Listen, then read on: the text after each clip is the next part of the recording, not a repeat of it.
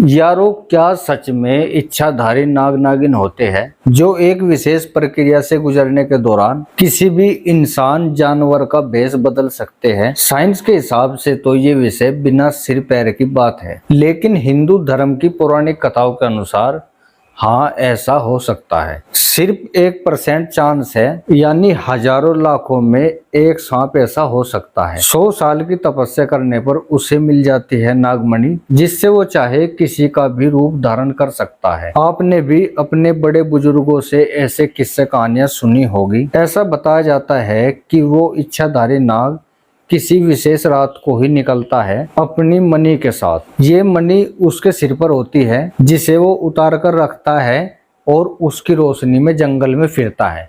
उसे अपनी मणि अपनी जान से भी प्यारी होती है। अगर उसे जरा भी आहट हो कि कोई उसे देख रहा है तो वो तुरंत अदृश्य यानी गायब हो जाता है। पहले के समय में इतनी टेक्नोलॉजी नहीं थी, ना ही रोशनी का कोई साधन था, कैमरे वगैरह भी नहीं थे। बेयाबान जंगल थे जहाँ इंसान जाने से डरते थे। लेकिन किसी कारणवश कोई आदमी जो जंगल में रात बेरात चला जाता था तो उसके साथ ऐसी घटना हो जाती थी। या तो वो किसी ऐसे नाग को देख लेता था या फिर परियों को। मेरा मानना है ये सब चीजें आज भी मौजूद है, लेकिन टेक्नोलॉजी और अंधाधुंध जंगलों की कटाई से ये सब चीजें अदृश्य हो गई। अब सिर्फ इनकी कहानियां ही है। ऐसे बहुत से हाली या पाली होते थे जो इस कहानी को सच बताते थे, क्योंकि उन्होंने जंगल में अपनी आंखों से ऐसी चीज को देखा था। इच्छाधारी नाग नागिन पर बहुत सी फिल्में बनी जिसे लोगों ने खूब प्यार दिया।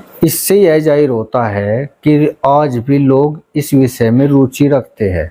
आज भी अगर किसी सांप को मारा जाता है तो अक्सर लोग कहते हैं कि उसका सिर कुचल दो ताकि वो फोटो न ले पाए, वरना नागिन का बदला बहुत बुरा होता है। बहुत सी न्यूज में आपने यह देखा भी होगा, नागिन चुन चुन कर बदला ले रही है अपने नाग की मौत का। क्या सचमुच कोई नाग मारने वाले का अपनी आंखों में फोटो ले लेता है जिसे नागिन देखकर बदला लेती है? साइंस के हिसाब से तो ये बकवास है, लेकिन मेरा मानना है कि हमारे भारत की धरती पर ये कहानी मन गढ़ंत नहीं है, ये हकीकत है। ऐसे बहुत से रहस्य हैं जो आज भी 21वीं सदी में भी अनसुलझे हैं। रवि जादौन जो एक लेखक है, उन्होंने कवेरा पर एक लेख लिखा है जिसमें वे बताते हैं आज से 8 साल पहले अपने दोस्तों के साथ लद्दाख ट्रिप पर गए। वो सुबह अपने घर से निकले, शाम तक उत्तराखंड की सीमा में प्रवेश कर गए। नैनीताल के रास्ते में पड़ने वाला काला डूंगी कस्बे में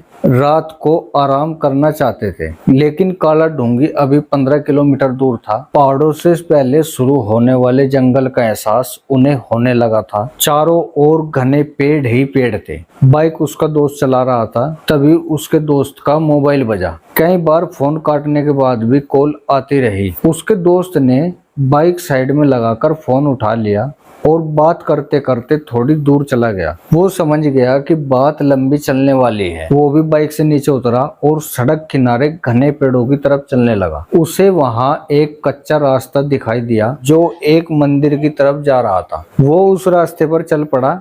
उसे अजीब सी शांति मिल रही थी, क्योंकि वो बहुत सालों बाद प्रकृति के इतने करीब आया था। लेकिन वो अपने दोस्त से ज्यादा दूर नहीं जाना चाहता था। उसे अपना दोस्त दिख रहा था। उसका ध्यान भटका और उसका पैर एक गड्ढे में पड़ गया, जिससे उसके पैर में आ गई मोच। उसके मुंह से तेज कराहने की आवाज निकल गई। दर्द इतना ज्यादा था कि वो उठने की हिम्मत भी नहीं जुटा पा रहा था। उसने अपने दोस्त को फोन करा तो उसके दोस्त का नंबर बिजी था। उसने उसे आवाज लगाई, लेकिन वो भी नाकाम रही। उसकी आवाज सुनकर उस मंदिर से एक अधेड़ उम्र का साधु बाहर आया। उसकी आंखों में अजीब सी चमक थी। उसके पूछने पर उसने उसे बताया। उसने कुछ नहीं कहा, उसका हाथ पकड़ा और गड्ढे से निकालकर उसे मंदिर के बाहर एक बड़े पत्थर पर बिठा दिया और खुद चला गया मंदिर के अंदर। मंदिर में अंधेरा था, बाहर से कुछ दिख नहीं रहा था, ना ही अंदर से कोई आवाज आ रही थी। वो सोच रहा था कि आखिर इतने अंधेरे में साधु बाबा मंदिर में क्या कर रहे हैं। तभी उसके दोस्त का फोन आया